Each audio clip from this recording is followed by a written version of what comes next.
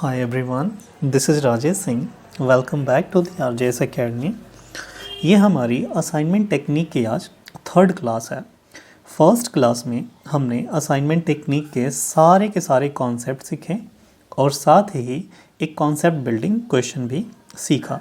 Second class में हमने एक बहुत ही लेंदी और प्रोसेसिंग क्वेश्चन जानबूझ के किया ताकि हमारे चैप्टर पे अच्छे से कमांड हो जाए। लेकिन वो दोनों के दोनों जो प्रॉब्लम थे वो बैलेंस्ड प्रॉब्लम थे।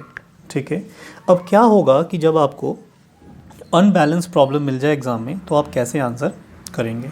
तो आज का हमारा टारगेट है कि अनबैलेंस से रिलेटेड हम कुछ क्वेश्चन सीखेंगे और इस चैप्टर पे 100% कमांड कर पाएंगे। ओके, तो आइए शुरू करते हैं। सबसे पहले तो हमें ये जानना होगा कि अनबैलेंस का मतलब ही क्या है। ठीक है, जैसे बैलेंस में आपने सीखा था कि नंबर ऑफ़ रॉज और कॉलम इक्वल होने चाहिए। ठीक है, तो वो हमारा बैलेंस कहलाता था। और अनबैलेंस मीन्स जो कि रॉज और कॉलम इक्वल ना हो। फिर ऐसी सिचुएशन में हम कैसे आंसर करेंगे, आइए हम देखते हैं। ठीक है, तो बिना टाइम वेस्ट किए हम कुछ एक प्रैक्टिकल प्रॉब्लम उठाते हैं और वहाँ से सीधे हम करना ही सीखते हैं। ठीक है, तो आइए, ये क्वेश्चन है मेरे पास। आप इसे सबसे पहले तो आप इसकी एक स्क्रीनशॉट ले लीजिए और फिर हम इसे रीड करना शुरू करते हैं। आइए देखिए, यहाँ पे कह रहा है कि MDB transport corporation has 3 vehicle in 3 cities. Each of vehicle can be assigned to any of the 4 other cities. The distance differs from one city to another as under. यहाँ कुछ डेटा है हमारे पास। आगे कह रहा है assign a vehicle to a city in such a way that the total distance is minimized। Okay, ये क्या कह रहा है कि एमटीबी ट्रांसपोर्ट कॉरपोरेशन है, इनके पास 3 व्हीकल्स हैं ए, बी एंड सी। ये अभी एट प्रेजेंट में कहीं 3 अलग अलग सिटीज़ में खड़ी हैं। इन तीनों व्हीकल को 4 सिटीज़ हैं जहाँ पे जाना है। ठीक है, लेकिन एट अ टाइम ये तो 3 ही जगह जा पाएंगी। हाँ, जाना 3 ही जगह है, लेकिन 4 सिटीज़ हैं। और साथ ही इनके पास कुछ डिस्टेंस गिवन है कि सपोज़ व्हीकल ए अगर सिटी डब्ल्यू को जाती है तो 33 किलोमीटर उसकी डिस्टेंस आएगी। वैसे ही व्हीकल ए अगर जेड सिटी को जाती है तो 32 किलोमीटर की डिस्टेंस आएगी। अब हमें ये बताना है कि ये तीनों व्हीकल कौन सी सिटी को जाएं, डब्ल्यू को जाएं, एक्स को जाएं, वाई को जाएं या जेड के जाएं, ताकि इनकी जो टोटल डिस्टेंस है वो मिनिमम से मिनिमम आए। आई होप आप प्रॉब्लम समझ चुके होंगे। ठीक है, आइए इसे आंसर करके हम समझते हैं। आंसर से पहले आप सबसे पहले चेकआउट कर लेंगे क्या इनके नंबर ऑफ़ रॉज और कॉलम इक्वल हैं। तो हमने यहाँ पाया कि जी नहीं, इनके पास 1 2 3 मतलब ए बी सी 3 ही इनके पास रॉज हैं और कॉलम तो इनके पास 4 हैं, W X Y and Z. ठीक है, फिर इस सिचुएशन में हम क्या करेंगे, हमें एक डमी रॉ लेने की ज़रूरत पड़ेगी ताकि ये 4:4 का मतलब मैट्रिक्स हो जाए। ठीक है, मतलब हमारे 4 रॉ भी हो जाएं और 4 कॉलम भी हो जाए। वैसे ही सपोज़ अगर इसी क्वेश्चन में आप मान लीजिए कि ये जेड वाला कॉलम ही ना होता, ठीक है, तो ये इक्वल होते। और सपोज़ मान लीजिए कि यहाँ पे क्या होता कि व्हीकल 5 होते और सिटी आपके पास 3 होती ही या फिर 4 होते। फिर ऐसी सिचुएशन में आपको क्या करना पड़ता कि एक कॉलम आपको एक्स्ट्रा लेना पड़ता। आप समझ गए। ओके, आइए हम इसे आंसर करके सीखते हैं।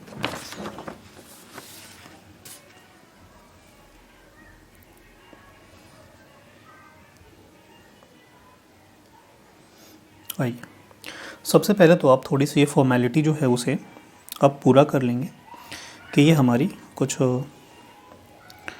सिटीज़ गिवन है और यहाँ पे मेरी व्हीकल है। ओके, व्हीकल है ए बी एंड सी और सिटीज़ हैं W X Y and Z.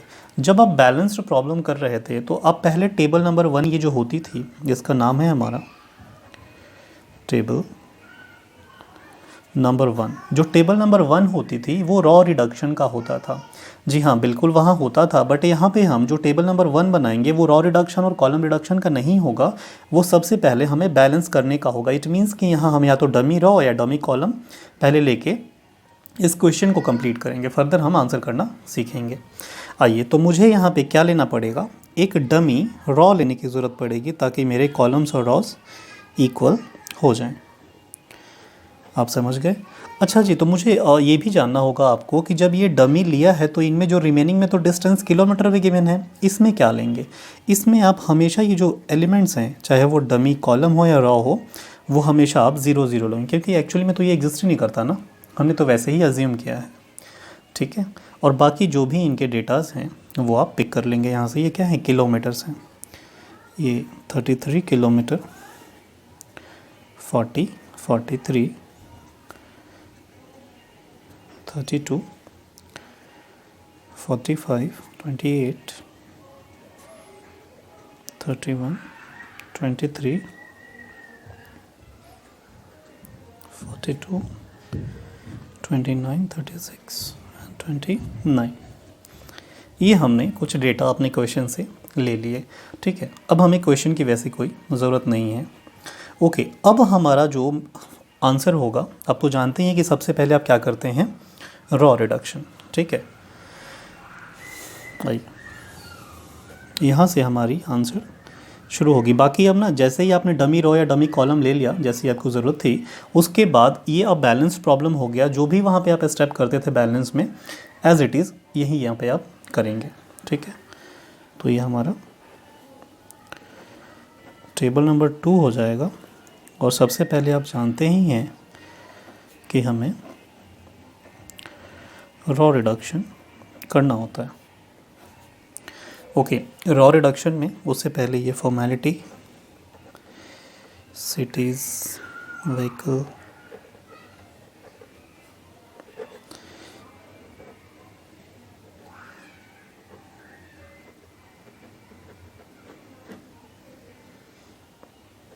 W, X, Y and Z। Okay, raw reduction में आपने क्या सीखा था कि हमें सबसे पहले फर्स्ट रॉ को देखना है, जो भी सबसे लीस्ट एलिमेंट होगा, सबसे लीस्ट कॉस्ट होगा, किलोमीटर होगा, जो भी वैल्यू है, जो भी एलिमेंट है सबसे लीस्ट है, उसे पिक करना है और उसी रॉ के रिमेनिंग एलिमेंट से घटा देना है। ओके, तो आइए आप इस 32 को, 32 में से 32 घटाएंगे, कितना आ जाएगा आपका, 0। वैसे ही 43 में से 32 को आप घटाएंगे, 11, 40 में से 32 को आप घटाएंगे, 8 एंड 33 में से 32, 1। ये पहला रॉ रिडक्शन हमने कर दिया पहले रॉ का। वैसे ही आप सेकेंड रॉ का करेंगे। इस रॉ में आप देखेंगे कि सबसे लीस्ट कौन सी है, 23। अब 23 को रिमेनिंग इसी रॉ में के जो भी एलिमेंट्स हैं उनसे माइनस कर देंगे आप। ओके, 23 में से मैंने घटाया, ये 0 आ जाएगा। और ये 31 में से 22, 8, 28 में से 23, 5, 45 में से 23, 45, 23, 22, 22 ही होगा, 23 होगा। ओके, अब देखिए यहाँ पे ये हमारे, अब तीसरी जो रॉ है इसमें सबसे लीस्ट एलिमेंट कौन सी है, मुझे 29 दिखा रहा है, जो कि 2 जगह पे है, कोई बात नहीं। तो हम 29 को पिक करेंगे और इसमें से 29 को सबसे पहले घटाएंगे 0। 36 में से आप 29 को घटाएंगे 7, ये भी 0 ही हो जाएगा। और 42 में से 29 घटाएंगे 13। ओके, और ये तो 0 0 हैं, 0 में से सबसे लीस्ट भी 0 ही है, बाकी भी 0 ही है, कहीं से भी आप घटा लें, आना तो 0 ही है। ओके, ये हमने पहला अपना काम ख़त्म किया, हमने बनाया अब तक सिर्फ रॉ रिडक्शन। ठीक है, अब हमारा दूसरा काम क्या होता था, हम दूसरा काम करते थे कॉलम रिडक्शन। क्वेश्चन की ज़रूरत नहीं है, मैं हटा देता हूँ इसे। ओके, दूसरा हम काम क्या करते थे, कॉलम रिडक्शन। आइए हम लिखेंगे यहाँ पे टेबल नंबर 3,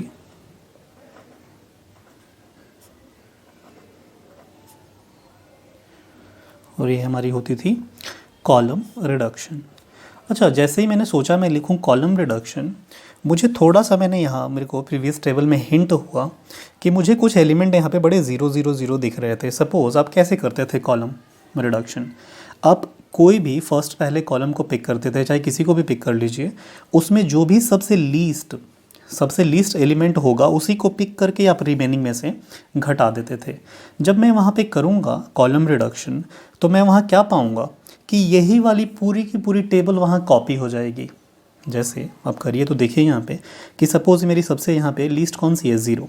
इस ज़ीरो को मैं इन सब में से घटाऊंगा, 1 में से ज़ीरो घटाऊंगा 1 ही आएगा, 22 में से ज़ीरो घटाऊंगा उतना ही आ जाएगा, सब में तो ज़ीरो ज़ीरो ही है। इट मीन्स कि जो मेरी तीसरी टेबल है दैट इज़ कॉलम रिडक्शन, वो यही की पूरी कॉपी हो जाएगी। तो मैं क्यों करूँ? ठीक है, अब आपके दिमाग में हिंट करना चाहिए था कि वाह, ये कहीं ऐसा तो नहीं हो रहा कि मैंने जब डमी रॉ लिया है इसकी वजह से मेरी ये क्या हो रही है, कॉलम रिडक्शन मुझे बनाने की ज़रूरत नहीं है, क्योंकि यही वाली टेबल तो वहाँ पे क्या हो जाएगी, रिपीट हो जाएगी। जी बिल्कुल। अगर आपको लग रहा है कि नहीं समझ आ रहा, आप बना के देख लीजिएगा, यही वाली टेबल तो वहाँ पे कॉपी हो जाएगी। ऐसी सिचुएशन में आप इन दो बातों का ध्यान रखें। आइए, पहली है कि if dummy rows applied column reduction is not required. क्यों? Because row reduction table will be repeated. अच्छा हाँ, तो हमने यहाँ पे सीखा कि अगर हमने डमी रॉ लिया है तो हमें क्या बनाने की ज़रूरत नहीं है, कॉलम रिडक्शन बनाने की ज़रूरत नहीं है। ठीक है, वैसे ही आप पाएंगे कि जब आपने क्या लिया हो, डमी कॉलम लिया हो, तो आपको रॉ रिडक्शन करने की ज़रूरत नहीं पड़ेगी। क्यों नहीं पड़ेगी? क्योंकि कहीं ना कहीं टेबल नंबर 1 ये वाली है, यही तो रिपीट हो जाएगी वहाँ पे। ठीक है, ओके, अब आप समझ गए। तो फिर ऐसी सिचुएशन में हमें क्या करना चाहिए?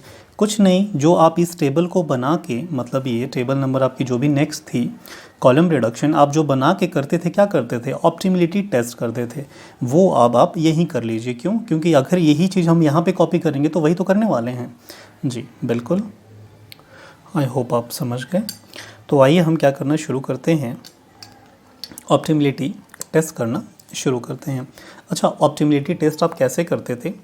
आप यहाँ करते थे मिनिमम स्ट्रेट लाइन से मैक्सिमम ज़ीरो को आपको कवर करना होता था। ठीक है, आप यहाँ पे चीटिंग नहीं करेंगे। ओके, तो देखें यहाँ पे कि सबसे ज़्यादा ज़ीरो मुझे ऐसे भी दिख रहे हैं, मतलब इस कॉलम में भी और इस रॉ में भी।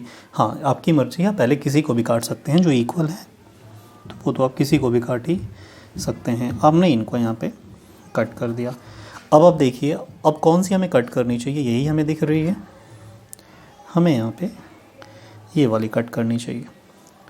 ओके, अब मुझे देखिए एक ही ज़ीरो दिख रहा है। ठीक है, अब इस ज़ीरो को कट करने के लिए मैं इसे हॉरिजॉन्टली भी कट कर सकता हूँ, वर्टिकली भी कट कर सकता हूँ। ठीक है, तो ये चॉइस आपकी है, आप चाहे जैसे भी हो इसे कट कर दें। मैंने इसे हॉरिजॉन्टली कट कर दिया। अब जैसे कि मैंने देखा, ऑप्टिमिलिटी टेस्ट क्या कहती है कि आपको देखना होगा कि आपके जो ये स्ट्रेट लाइंस हैं, ये नंबर ऑफ़ रॉज और कॉलम्स के इक्वल हैं या उससे कम है। अगर इक्वल है तो यही ऑप्टिमल सॉल्यूशन है, आप यहाँ से अलॉट कर सकते हैं। अगर अनइक्वल है फिर आपको क्या करना होगा, एक फर्दर एक नई टेबल बनानी होगी, एक इम्प्रूव्ड टेबल बनानी होगी। ठीक है, तो मैंने यहाँ क्या पाया कि भैया मेरे तो नंबर ऑफ़ रॉज और कॉलम 4 हैं यहाँ पे, 1 2 3 4, 1 2 3 4, लेकिन ये जो स्ट्रेट लाइन है वो तो 3 ही आई। इट मीन्स कि ये मेरी क्या हुई, ऑप्टिमल सॉल्यूशन नहीं है। तो आप इसको कैसे लिखेंगे यहाँ पे, here number of straight line is 3, which is less than number of columns and rows, hence it is not optimal solution. ठीक है, तो फिर हमें ऐसे क्या होगा, ऑप्टिमल सॉल्यूशन ये नहीं है तो हमें क्या करना होता था, हम एक इम्प्रूव्ड टेबल बनाते थे। ठीक है, और इम्प्रूव्ड टेबल में आपको सिर्फ 3 कदम चलने होते थे, अगर आपको याद हो। बिल्कुल याद है जी, हमने इतनी सारी क्लासेस करी। ठीक है, हमें इम्प्रूव्ड टेबल बनाना है, उसके लिए हमें 3 कदम चलना होता था। पहली कदम क्या था, आप मेरे साथ बताएंगे।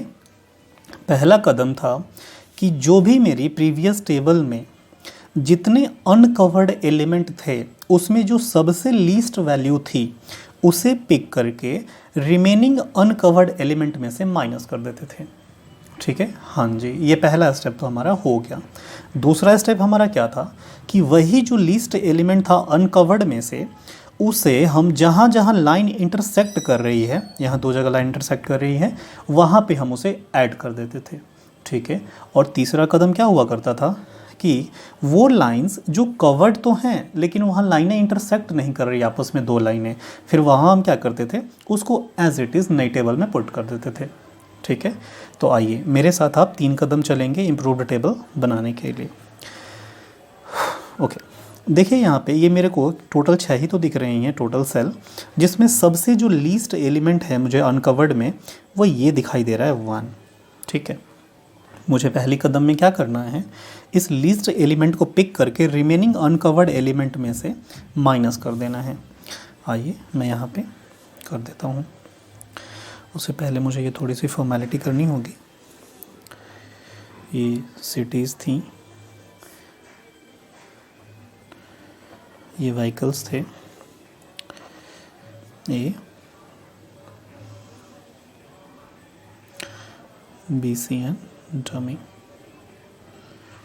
ओके, और ये सिटीज़ थी WXYZ। ओके, आइए जो हमारी सबसे लीस्ट एलिमेंट है उसे हम पिक करेंगे और रिमेनिंग अनकवर्ड एलिमेंट में से माइनस करेंगे। जब मैंने 1 से 1 को माइनस किया ये तो 0 हो जाएगा, 8 में से 1 माइनस किया 7 आ जाएगा, 11 में से 1 माइनस किया 10 आ जाएगा। ओके, 8 में से किया तो 7, 5 में से 1 माइनस किया तो 4, और 22 में से माइनस किया तो 21।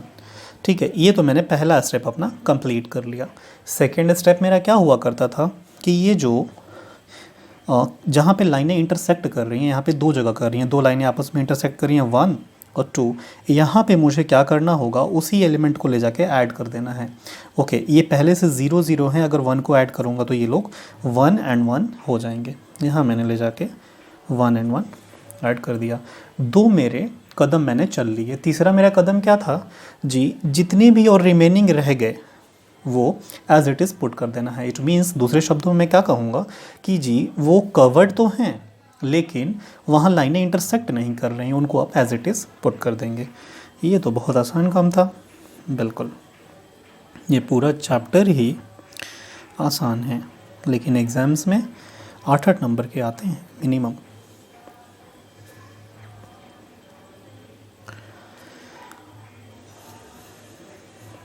ओके, ये मैंने इम्प्रूव्ड टेबल बना लिया। तो चलो जी, इसका नाम भी लिख देता हूँ मैं।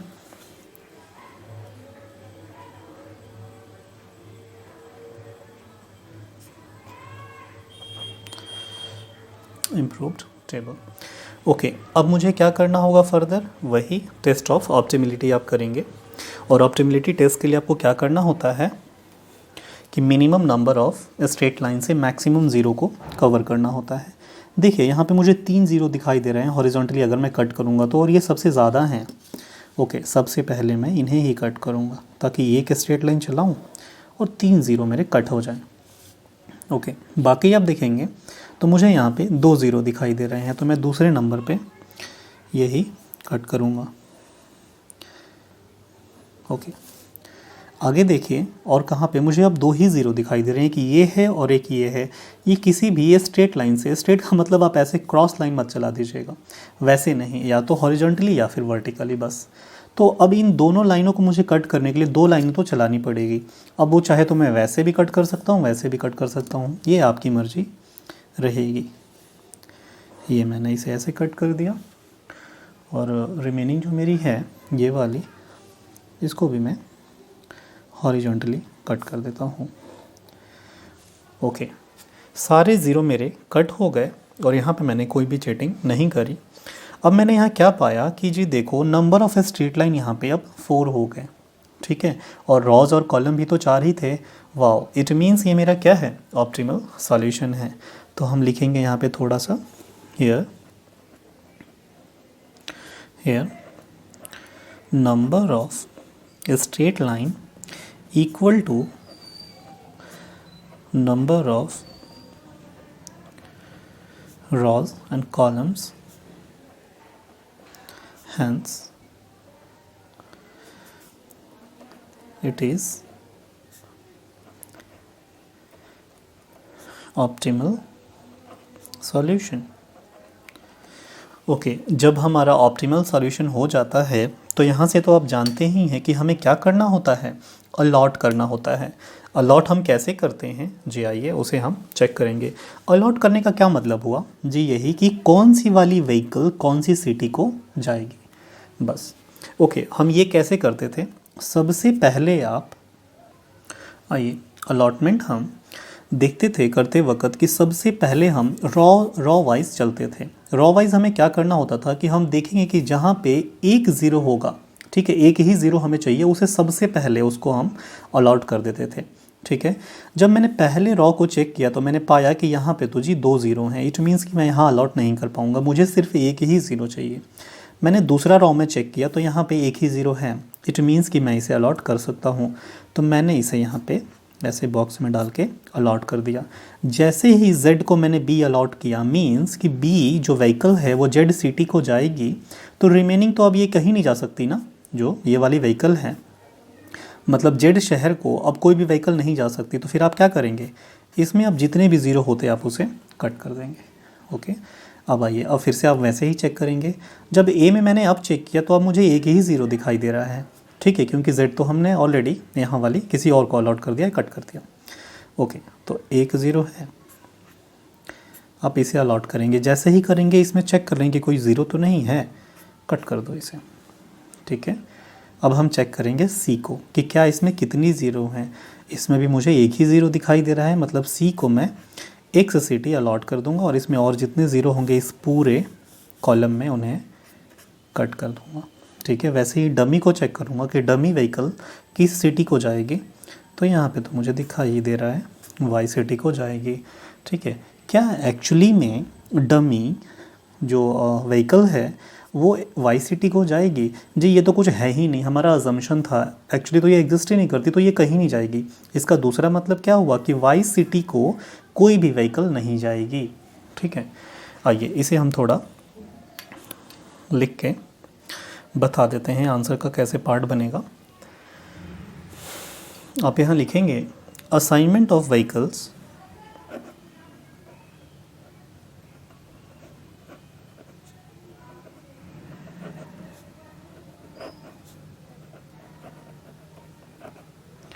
Assignment of vehicle to city, और साथ ही हम बता देंगे कि किलोमीटर टोटल कितना हो जाएगा. एंड इट्स किलोमीटर, या फिर हमसे डिस्टेंस पूछा था ना. ठीक है, डिस्टेंस. यहाँ हमारा क्या था, पहले हम लिखेंगे व्हीकल, दूसरा हमारा हो जाएगा सिटी, तीसरा हो जाएगा डिस्टेंस. ओके, व्हीकल हमारे पास कौन कौन सी थी. व्हीकल है हमारे पास A, B, C और डमी. अभी आपने अलॉट करते वक्त देखा कि जो व्हीकल A है वो कहाँ जा रही है, W सिटी को जाएगी. तो आपने W को A अलॉट कर दिया. ओके, B आपने चेक किया था यहाँ पे कि Z सिटी को जाएगी, तो यहाँ आपने Z अलॉट कर दिया. C कौन सी शहर को जाएगी, X, तो ये X सिटी को जाएगी C वाली व्हीकल. और डमी व्हीकल कहाँ जा रही थी, Y को. ठीक है, अब हम इनकी जो हमारी पहली वाली थी कॉस्ट मैट्रिक्स आप कह लें या फिर डिस्टेंस मैट्रिक्स, जो क्वेश्चन वाला था वहाँ से आप डिस्टेंस भी पिक कर लेंगे कि सपोज़ अगर व्हीकल A सिटी W को जा रही है तो उसका डिस्टेंस कितना था.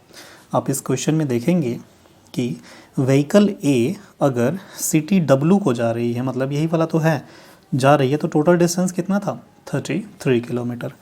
यहाँ से आप पिक करके लिख देंगे. वैसे ही व्हीकल B अगर Z सिटी को जाएगी तो व्हीकल B Z सिटी को जा रही है तो 23 किलोमीटर.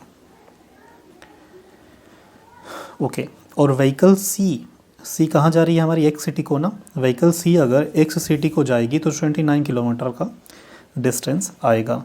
और डमी वाले में तो आप जानते ही हैं, डमी वाले में आपने यहाँ देखा था कि वाई को जा रही है तो डमी में तो सारी वैल्यू ज़ीरो होती थी, तो यहाँ आप 0 किलोमीटर लिख देंगे, यहाँ तो कहीं किसी को जाना ही नहीं।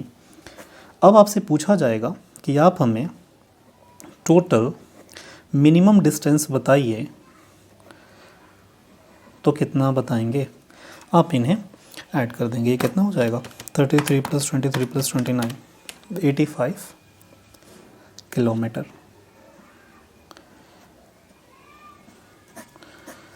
ठीक है, यही आपको बताना था। ठीक है, तो आपने, अब मुझे नहीं लगता कि कोई भी अनबैलेंस्ड या बैलेंस प्रॉब्लम मिल जाए मिनिमाइजेशन से रिलेटेड, आपको कोई भी डाउट होने वाला है। ठीक है, आई होप आप अच्छे से इसे समझ पाए। नेक्स्ट क्लास में मैं क्या करूँगा कि सीए में इंटर के एग्जामिनेशन के कुछ क्वेश्चंस, और साथ ही ये तो सारे मिनिमाइज़ हमें करने थे। हमें क्या मिनिमाइज़ करना था, टाइम मिनिमाइज़ करना था।